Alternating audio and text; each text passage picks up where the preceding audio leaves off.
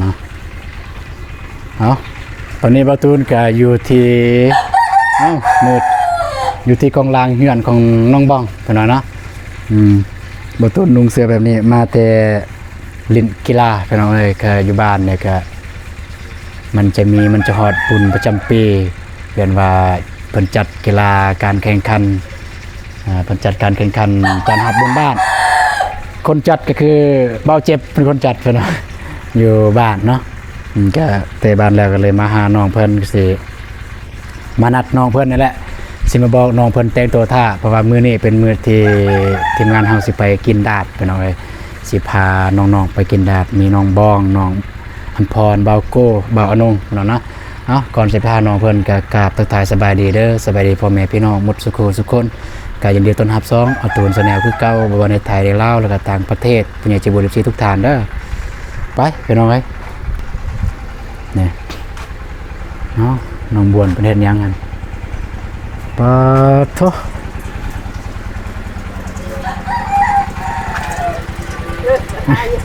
สบายดีเด้อเป็นจังไดเฮ็ดหยังนะล้างหม้อบ่เพิ่นอายเพิ่นว่าไงล้างส่วนเฮ้ยส่วนล้างบ้านของน้องบองเพิ่นส่วนล้างห้องน้ำบ่แม่นล้างบ้านมันเต็มเลยพี่น้องเอ้ยนี่พอน้ำลายแล้วมันเต็มน้องมันสิเพิ่นขุดบ่เลิกบ่หรือว่าจังไดน้องบองอยู่กันบ่อยู่ไสตอนนี้เราอยู่เฮือนครัวบ่หรือว่าอยู่เฮือนใหญ่ฮะออกนอกพ่อแม่เด้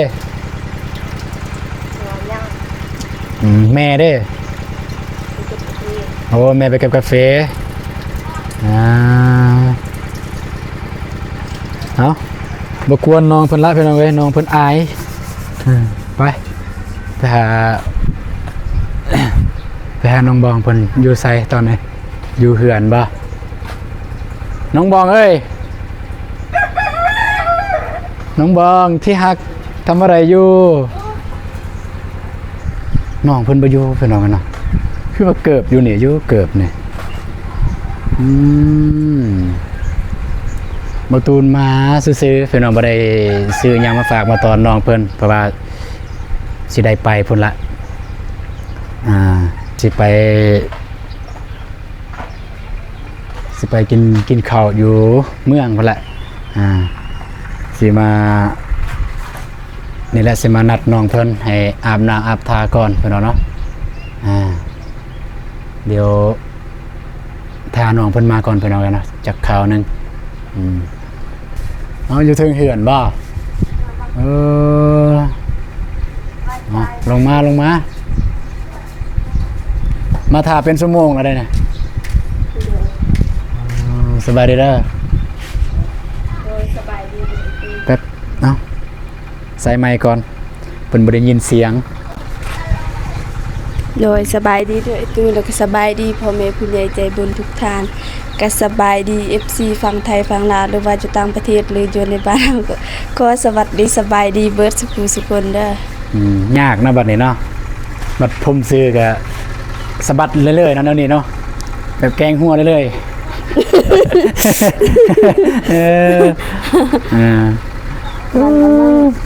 จะไปกินดาดเนี่ยต้องไปยืดผมก่อนเนาะบ่แม่นบ่แจกนะเว้ยท่านนี้เอาหยับไปพุ่นก็ได้หยับไปพุ่นเลยขี้ไก่เนี่ยนางหันแล้วโอเคเพื่อนเนาะก็บ่มีอย่างไรแต่งตัวแล้วบ่เนี่ยยังกำลังมาบอกให้แต่งตัวท่าเพราะว่าบ่ตูนก็สิกลับไปอาบน้ำแล้วก็สิลงมาอีกน้องสิขี่รถนำผู้ใดจักเด้อสิขี่นำอ้ายบ่หรือว่าสิขี่นำน้องพรมีรถบ่มีแล้วคันบ่โทรหาบ่โกไอ้โกเพิ่นบ่มาบ่นั่นแหละก็สิโทรหาตอนนี้แล้วให้บ่โกเพิ่นมารับลองโทรโอ เคพี่น้องเลยแต่ว่าเบิ่งสิเอาโทรศัพท์ก่อน โอเคพี่น้องเนาะตอนนี้ก็เบาตูนเอาโทรศัพท์แล้วเดี๋ยวก็สิลองโทรหาเบาโกก่อนพี่น้องเดี๋ยวเบาโกเพิ่นสิว่าจังใดน้องพรเพิ่นก็ว่าสิไปติเพิ่นยังอยู่เพื่อนบ่ ยัง โอเคพี่น้องเนาะเดี๋ยวสิโทรหาเบาโกก่อน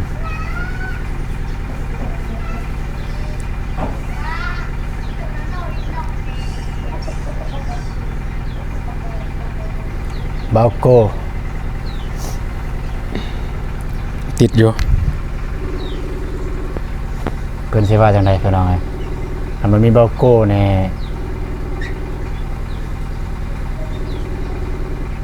เพราะว่าตอนนี้ในเบานุ่งเพิ่นถ่ายอยู่บ้านแล้วตอนนี้เราถ่าแต่เฮาเข้าไปเราถ่าแต่เฮาเข้าไปหา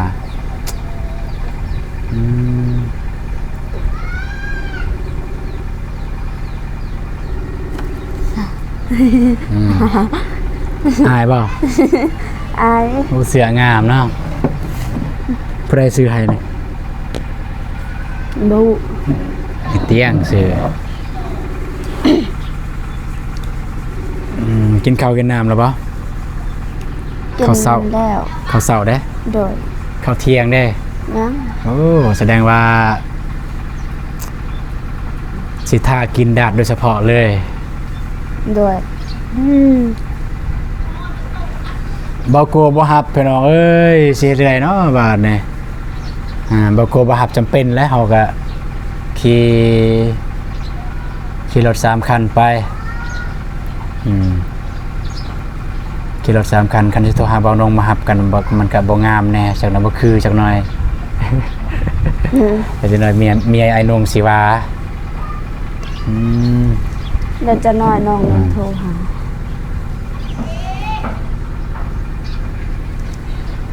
ไปนอนเนาะเป็นจังได๋เบิ่งอยู่บ่คลิปอ้ายไปฮับเมื่อวานเนี่ย เบิ้ง คือว่าเห็นตอบแต่คลิปนั่นคือบ่ตอบเบิดเลย ชิปได้ นี่ซูมนี่คือบ่ตอบนี่คลิปมือ คลิปเมื่อวานนี่แหละอันนี้ ท่าน อันนี้คลิปมื้อเช้าเนี่ย เมื่อคืนนี้ตอบแน่ก็ ง่วงนอนไปนำก็เลยคลิปนั้นก็ตอบยังบ่หมด โอ้ FC เพิ่นเมนไลน์อยู่เพิ่นเมนจักเพิ่นว่าจังใดบางเด้อเ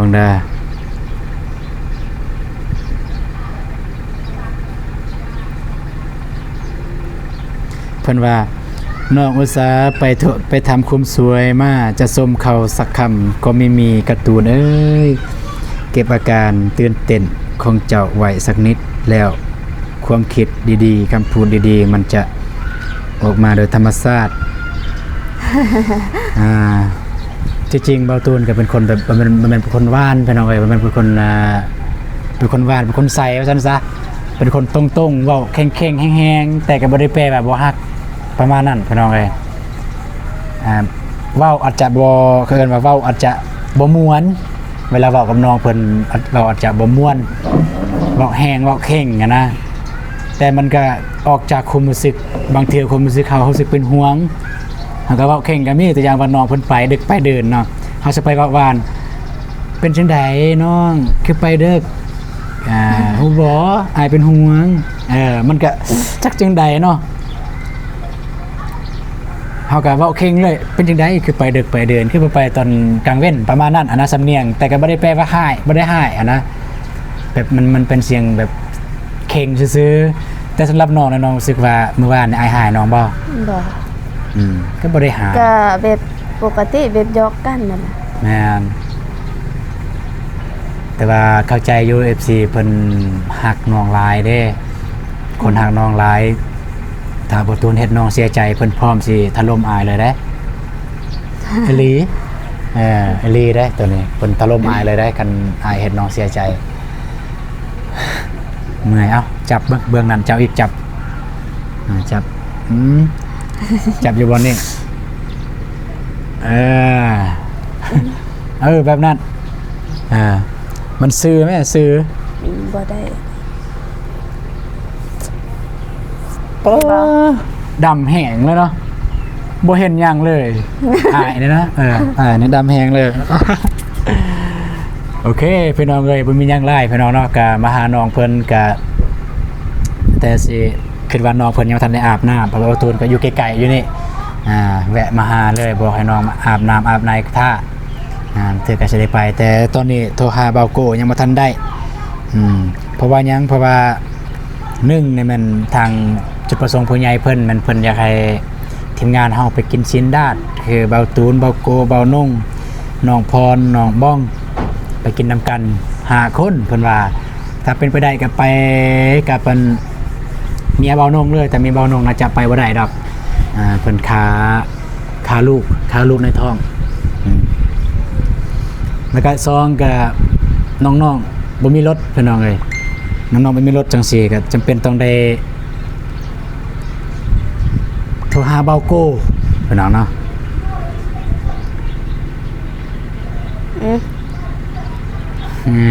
ยอกโทรหาเบาโก้พี่น้องต้องโทรหาเบาโก้เพื่อเบาโก้เพิ่นมารับน้องแต่ว่าคัน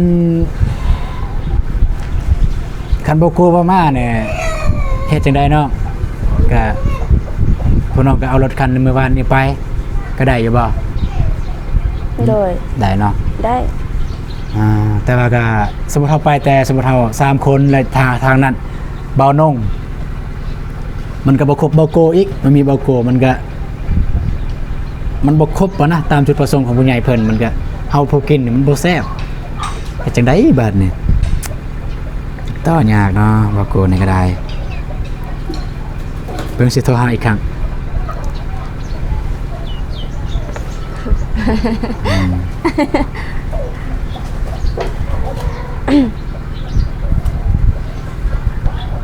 ก็ติดอยู่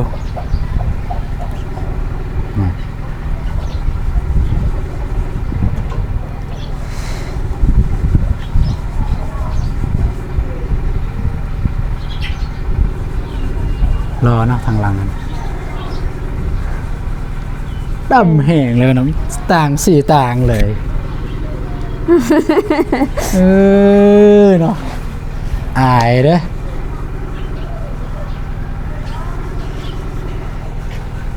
เพิ่นบ่ฮับเพิ่นเอาไว้เดี๋ยวสิส่งข้อความเสียงให้เพิ่นก่อนแล้วก็ส่งข้อความเสียงให้เพิ่นจากรอท่าจากชั่วโมงนึงแต่เพิ่นบ่มาก็มีแต่ว่าจะไปเลยแต่เพิ่นบ่มาสบายดีเด้อเบาโก้ว่างบ่กันว่างก็มื้อนี้ไปกินดาดเด้อแล้วก็มารับน้องนะเด้อน้องอำพรเพราะว่าน้องๆบ่มีรถบอกว่าถาไปนำกันนะบอกว่าถาไปนำกันนั่นแหละถาไปนำกันนั่นแหละออกกันนี่นำกันกับอำพรถ้าสมมุติได้กูได้มาเด้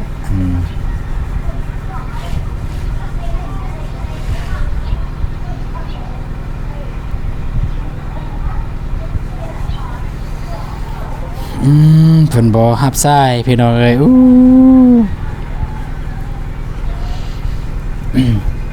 เบิ่งสิเบิ่งเพิ่นเว้าอ้ายๆนะเด้อบัดนี้พี่น้องเอ้ยสิเบิ่งคอมเมนต์ FC เพิ่นคอมเมนต์คลิปนี้เพิ่นว่าบ่อันนี้อ่านเล่นๆเด้อพี่น้องเอ้ยบ่ต้องซีเรียสบ่มีหยังเฮ็ดก็อ่านคอมเมนต์เล่นพี่น้องเอ้ยบอตูนอย่าลืมไปถ่ายคลิปคุยกับน้องบองนะกับน้องบองบ้างนะครับอยากเห็นน้องหัวเราะดูน้องมีความสุขสดใสดีครับติดตามเป็นกำลังใจหัวเราะหัวเราะมั้งกำลังหัวก็สบายดีเบาตูนเบาน้องก็เด้ยทีมงานคือมาช่วยกันจึงไว้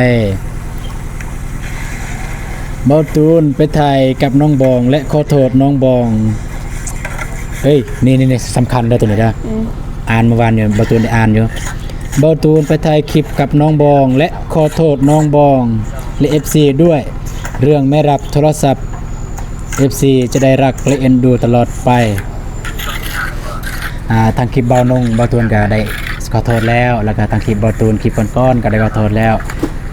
ซื่อๆบ้าง เพื่อเป็นการอันนั้นก็แสดงขอโทษน้องบองครับขอโทษเด้อบริหับสายมือนั้น โดยขอโทษ FC โดยขอโทษหลายๆเด้อเนาะบ่ได้หับสายน้องบองพี่น้องเอ้ยแต่ว่าเมื่อวานเนี่ยบ่ตุนกำลังขี่รถอยู่ตลเสียงเขาเห็นน้องบองโทรมาครับติ๊กฮัลโหลแบบสำเนียงแบบนี้ได้พี่น้องเอ้ยสำเนียงฮัลโหลอ้ายอยู่ไสโดยอ้ายกำลังขี่รถแวะมาหาแน่น้องอยู่นี่อยู่ทางเข้าเอ้าเป็นอีหยังบัดเนี่ยก็เลยเร่งรถเลยไอ้เร่งรถเลยไกลไอ้จนสิปิวเมื่อวานเนี่ย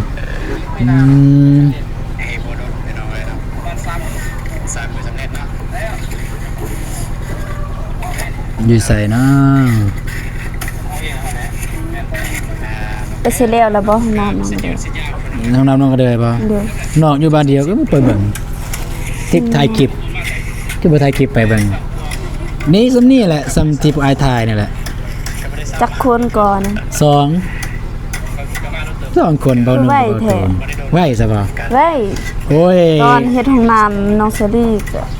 บ่เห็นแบบไว้ปานนี้ คนเฮามันต้องมีประสบการณ์ก็ต้องเรียนรู้ไปเรื่อยๆน้องก็บอกไปให้กำลังใจเนาะพวกอ้ายเฮ็ดสำหรับอ้ายนี่แหละ หน้าก่อน น่าจะเอาน้องบองมาด้วยนะคิดถึงน้องบองค่ะน้องบองไปถ่ายคลิปเลยวันนี้ต้องถ่ายทุกวันนะคะวันละ2คลิปอย่างต่ำเพิ่นว่าเห็นบ่คนคอมเมนต์นะ โดย ถ่ายแน่คลิปคือตัวนี้เนี่ยบ่ตูนบอกน้องบองเพิ่นถ่ายแล้วแต่ว่าแบบคิดว่าน้องเพิ่นน่าจะคาเวียกอยู่น้องก็เลยบ่ได้ถ่ายน้องเพิ่นคาเวียก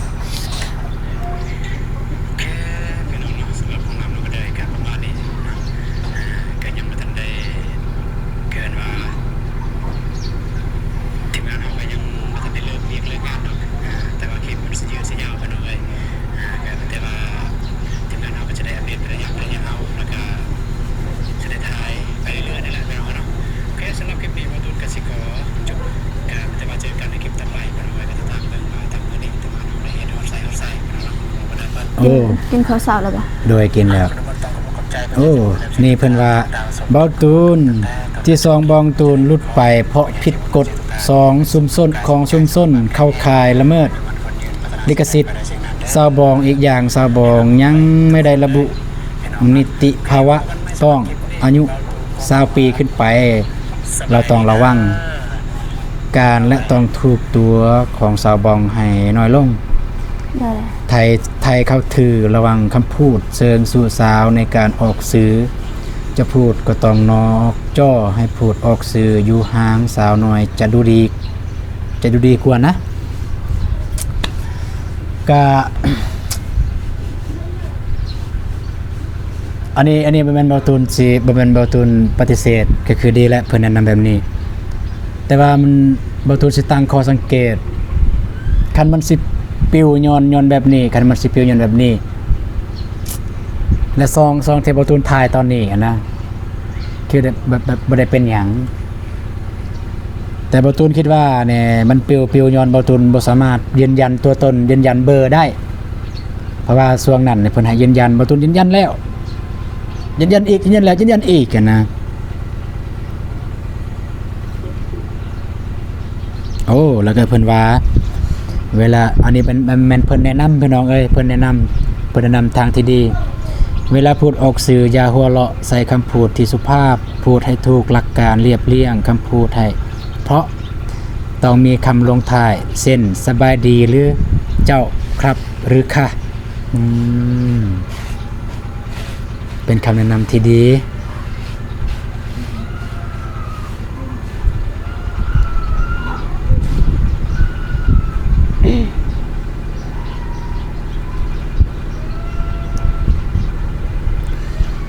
เพิ่นว่าเบาตูนคิดถึงน้องบองอยู่ใส่เนาะคือบ่ปล่อยคลิปรออยู่เด้อจ้าฟังไทยจ้าเพิ่นว่าคิดถึงน้องบองว่าเห็นบ่เพิ่นว่าคิดถึงเจ้านี่ เอาประมาณพี่น้องเอ้ยก็บ่แม่นแต่ FC บ่แม่นแต่ผู้เจ้าดอกคิดถึงบ่แม่นแต่เกินว่าผู้เบิ่งคิดถึงนี่ผู้นั่งทางหลังนี่ก็คิดถึงคือกันคันบ่คิดถึงนี่บ่มาหาดอก ตื่นสมาปุ๊บมาเลย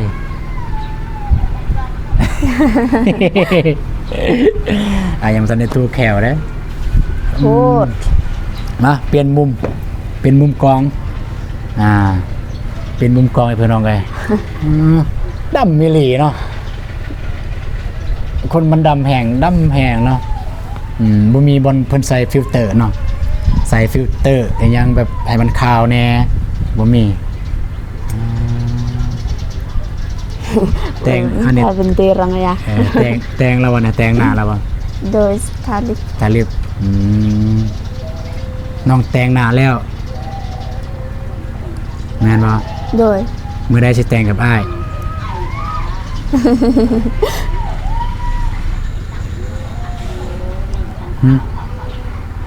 ธรรมดาหูเด้อ บ่ทันฮู้ว่าสิ โดย รอลุ้นไปนำกันพี่น้องเอ้ยนี่เจ้าสาวเฮา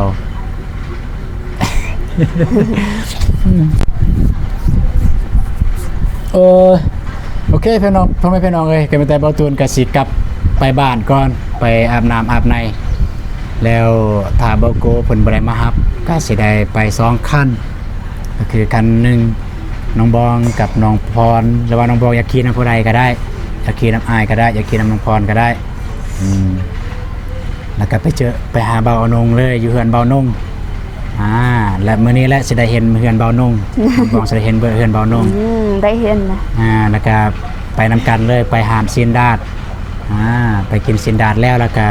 มาแล้วก็เบาตูนกับเบานงก็มาสืบต่อห้องน้ำท่านน้องบองเพิ่นบ่ได้ไปใส่น้องก็ไปซอย